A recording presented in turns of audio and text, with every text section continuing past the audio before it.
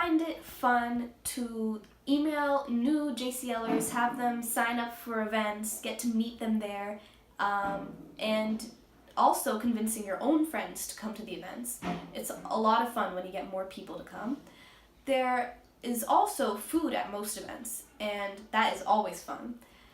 Also, emailing adults and getting in contact with them, being in charge of the event, this sort of responsibility is sort of exhilarating in a way, because you get this sense of responsibility.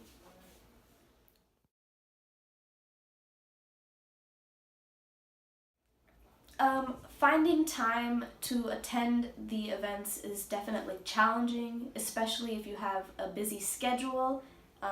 Trying to fit that in is always hard. And if you have a deputy, you should always ask them if you can't make the event, also in OAL.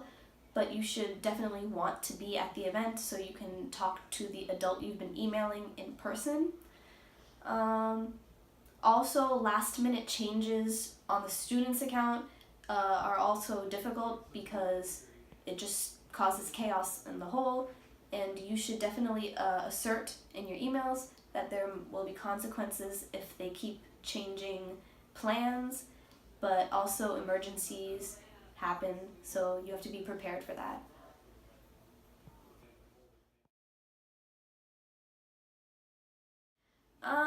There were so many events, but my favorite was probably the Taste of Downtown Crossing in September, because there were about 20 different restaurants, thousands of samples, and we tasted the best food.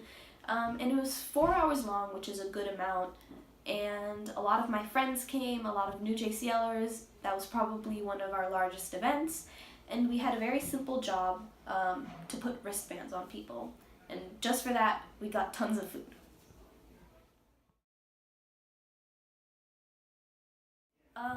Definitely sign up for volunteermatch.org. They have the best volunteer events all compiled in one little area. The only problem with just signing up for emails is that they tell you events that are going to come in 2 weeks, and that's not enough to email it out to JCL and have people sign up. So you should be active on the website, especially during a month where you have a scarce amount of events. Also, they have you can directly get in touch with them through the website, so that's always easier. If you're not looking for just walks and runs and charity events, then you can also look up more fun events like festivals and celebrations. To do that, you just go online, look up Boston festivals, and you'll find hundreds of different websites. And if you find an event that is time suitable and seems appropriate, you should email the adult contact asking if they need any volunteers. And half the time they say yes, half the time they say no, but it's good to try, and a lot of fun events this year have come from that.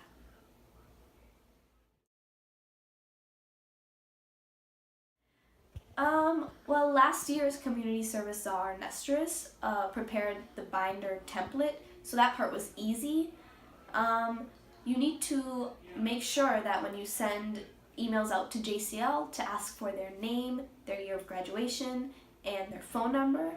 The phone number part is for any emergencies that come up on the day, so you can contact them asking where they are. The year of graduation is just so you know what grade they're in, and it's good to know. And once you, after the event, once you email the adult and you receive the letter back, which is I'll talk about later, you should immediately type in the names and the hours of the students in the community service binder, so you don't postpone it, or else you might forget about it. And yeah, that's it. Well, I have tons of tips for the next community service czar. My first one would probably be make an attendance page separate from the community service binder and separate from your emails. This is always easier to use on the day of the event when you can just open the attendance folder, check who's there, contact the people if they are not there at the moment, and this is easier than scrambling through your emails trying to find out who signed up for what.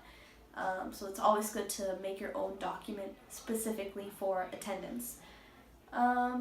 Also, you should email the students who signed up for the event at least 2 days before, and remind them that they signed up for the event in the first place, because you'll be surprised about how many people forget.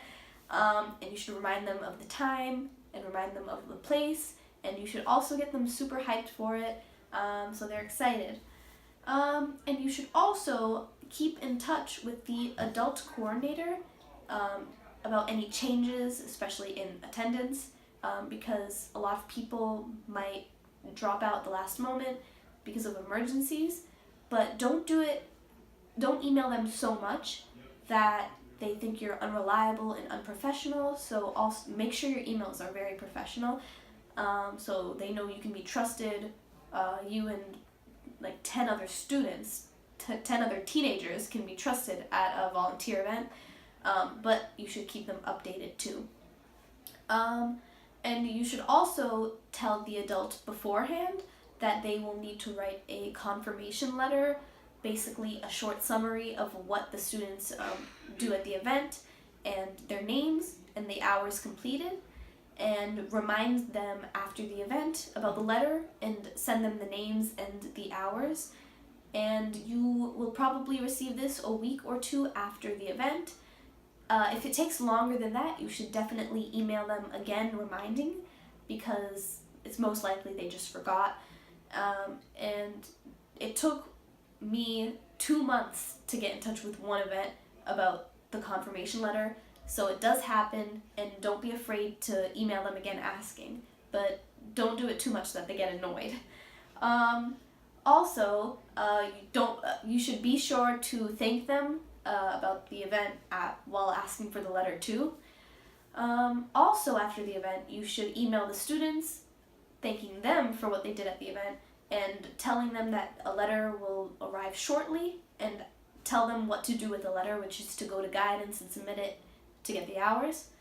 And also, this part might be a little confusing, but in the community service binder, when you count up your total hours, you should have it set up automatically so that the hours that you enter in a specific column add up at the bottom for the total hours, so you don't have to do it manually. Yep, that's all.